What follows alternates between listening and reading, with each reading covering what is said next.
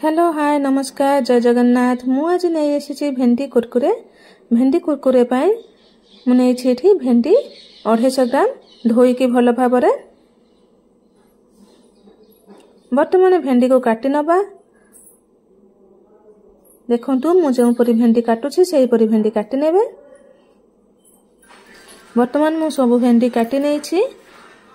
बर्तमान भेंडी रे मसला मिसे नबा 2 चम्मच बेसन 2 चम्मच कॉर्नफ्लोर 2 चम्मच चाउल गुंड 1 चम्मच धनिया गुंड 1 चम्मच जीरा गुंड 1 चम्मच लंका पाउडर स्वाद हिसाब रे लूण हळदी ए सब को दे मिसे नबा।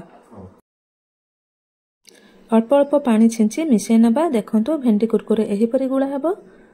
वर्तमान तेल कढ़े बसे छाणी नेबा।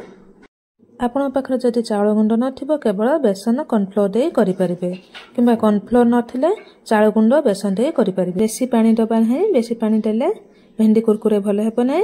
वर्तमान छाणी नबा। गोटे परे गोटे भेंडी पके भलो भाबरे छाणी नबा। देखंतु प्रस्तुत हे गला हमर भेंडी कुरकुरे।